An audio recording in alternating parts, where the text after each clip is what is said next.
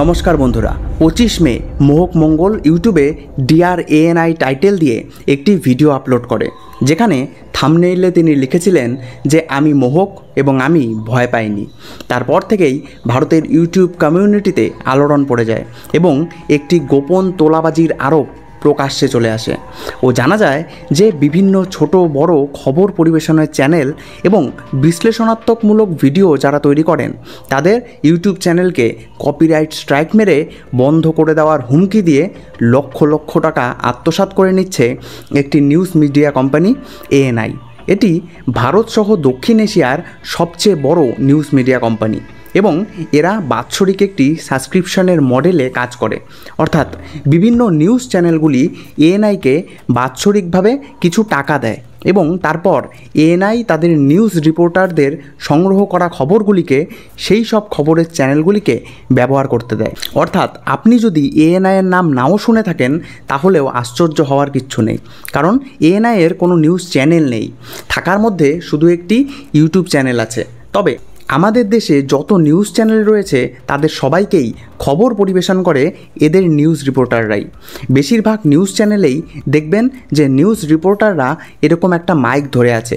আসলে এই নিউজ রিপোর্টাররা এএনআইয়ের জন্যই কাজ করে এবং যেহেতু তাদের এএনআইয়ের বাৎসরিক সাবস্ক্রিপশন নেওয়া থাকে তাই তারা সেই ভিডিওকে তাদের চ্যানেলে দেখাতে পারে। এছাড়া এই বিষয়ে শোরগোল অতিরিক্ত বেড়ে গেলে এএনআইয়ের সিইওর স্ত্রী তথা মালকিন স্মিতা প্রকাশও এই বিষয়ে ঠিক কী বলেছেন এবং ক্রিয়েটারদের স্ট্রাইক না মেরে এএনআইয়ের ঠিক কী করা উচিত সেই বিষয়েও আমরা আলোচনা করব। ভিডিওতে মোহক বলেন যে কিভাবে তার ভিডিওতে মাত্র কয়েক সেকেন্ডের ক্লিপ ব্যবহার করার জন্য এএনআই সেখানে কপিরাইট স্ট্রাইক মেরে দিয়েছে এবং 48 লক্ষ টাকা প্লাস জিএসটি আলাদা করে না দিলে তার চ্যানেলকে একেবারে বন্ধ করে দেওয়ার হুমকিও দেওয়া হয়েছে। এবং সেই ভিডিওতে তিনি এটাও জানিয়েছেন যে তিনি এতে ভয় পাবেন না এবং এভাবে ওনার কাছ থেকে ভয় দেখিয়ে তোলাবাজি করা যাবে না। এছাড়া তিনি এই কথা প্রাইম মিনিস্টার অফিস এবং তথ্য সম্প্রচার মন্ত্রী অশ্বিনী বৈষ্ণবকেও জানিয়েছেন। এছাড়াও ওনার ভিডিওটিকে শেয়ার করতে, এএনআইকে আনসাবস্ক্রাইব করে ব্লক করতে, ইউটিউব ক্রিয়েটারদেরকে এই বিষয়ে দাঁড়াতে এবং এমনই যদি আপনার সাথেও হয়ে থাকে তাহলে চুপ করে বসে থেকে এদের ডাকাতি করতে না দিয়ে অ্যাকশন নিতে বলেছে। এই খবর প্রকাশ হতেই নড়ে চড়ে বসে ভারতের ইউটিউব কমিউনিটি এবং জানা যায় একের পর এক এমন তোলাবাজির খবর। তারপর বাম ডান সকল ধরনের বিভিন্ন বড় বড় ইউটিউবারদেরকেই মোহকের পাশে দাঁড়াতে দেখা যায়।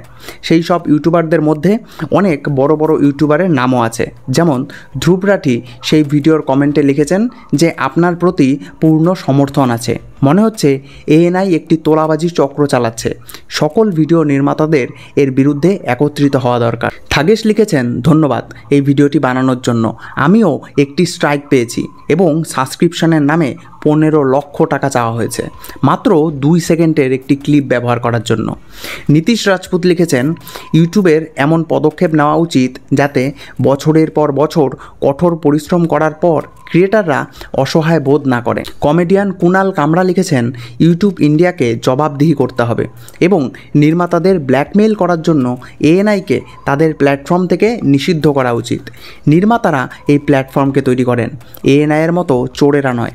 প্রফেসর অফ হাউ লিখেছেন ভারতের জরুরি ভিত্তিতে আরও স্পষ্ট ফেয়ার ইউজ পলিসির প্রয়োজন এবং ইউটিউবকে অবশ্যই ভিডিও নির্মাতাদের রক্ষা করার জন্য এর সমাধান করতে হবে। অন্যদিকে শোরগোল বেশি হতেই এএনআইয়ের মালকিন স্মিতা প্রকাশও ওনার এক্স অ্যাকাউন্টে একটি আর্টিকেলের লিঙ্ক শেয়ার করেছেন, যার টাইটেল ডিজিটাল পাইরেসি বাক স্বাধীনতা নয়, ইউটিউবারদের কেন এএনআইয়ের বিষয়বস্তুর জন্য অর্থ প্রদান করতে হবে। আর্টিকেলটিতে বলা হয়েছে যে অনেক ইউটিউবার যারা বছরের পর বছর ধরে এএনআইয়ের কভারেজ থেকে ক্লিপ নিয়ে তাদের নিজস্ব মন্তব্য বা খবর ব্যাখ্যা করার ভিডিওতে ব্যবহার করে চ্যানেল তৈরি করেছেন এবং প্রচুর দর্শক তৈরি করেছেন, তারা এখন কপিরাইট স্ট্রাইকের সম্মুখীন হচ্ছেন। এইসব ইউটিউবারেরা তাদের চ্যানেলে আজ অ্যাড থেকে অনেক টাকা কামাই করছেন এবং রাজনৈতিকভাবে প্রভাবশালী ব্র্যান্ড তৈরি করেছেন। যখন এএনআই ইউটিউবের টেকডাউন ব্যবস্থার অধীনে কপিরাইট স্ট্রাইক প্রয়োগ করতে শুরু করে তখন এই নির্মাতারা যারা বিনামূল্যে বিষয়বস্তু ব্যবহার করতে অভ্যস্ত ছিলেন তারা চমকে ওঠেন। অর্থাৎ এটি কপিরাইট লঙ্ঘনের বিরুদ্ধে একটি আইনি পদক্ষেপ এবং এটিকে বাক স্বাধীনতার লঙ্ঘন হিসাবে দেখা উচিত নয়। তবে ইউটিউবের ফেয়ার ইউজ পলিসি অনুসারে কোনো ব্যক্তি যদি কোনো কপিরাইটযুক্ত উপাদানের সীমিত ব্যবহার করে এবং সেই বিষয়ে কোনো আলোচনা, বিশ্লেষণ বা প্রতিক্রিয়া জানানোর জন্য সেটিকে ব্যবহার করে, অথবা সেই কাজটির পর্যালোচনা বা মূল্যায়ন করা, সংবাদ পরিবেশন, শিক্ষামূলক ক্ষেত্রে সেটির ব্যবহার অথবা প্যারোডি করার জন্য যদি সেটিকে ব্যবহার করে, তাহলে সেটি ফেয়ার ইউজের আওতায় পড়ে। তবে বেশিরভাগ ক্ষেত্রেই দেখা যায় যে বড় বড় ইউটিউবারদের ক্ষেত্রে তো এই বিষয়ে ইউটিউব খুব শীঘ্রই সাহায্য করে, তবে ছোট ছোট কন্টেন্ট ক্রিয়েটরদের ক্ষেত্রে ইউটিউবের তরফ থেকেও তেমন কোনো সাহায্য পাওয়া যায় না। এমনকি বড় বড় ইউটিউবারেরাও তাদের চ্যানেলে কপিরাইট স্ট্রাইক আসলে লক্ষ লক্ষ টাকা চুপ করেই দিয়ে দেয়। তাই ইউটিউবকে তাদের ফেয়ার ইউজ পলিসিকে একটি ধূসর জায়গায় না রেখে ভারতের কন্টেন্ট ক্রিয়েটাররা ঠিক কত মিনিটের ভিডিওর ঠিক কতটুকু অংশ ব্যবহার করতে পারবে এবং কোন কোন ক্ষেত্রে কি কি বিষয় ফেয়ার ইউজের আওতায় আসবে সব কিছুকে ক্লিয়ার করে বলা খুব জরুরি।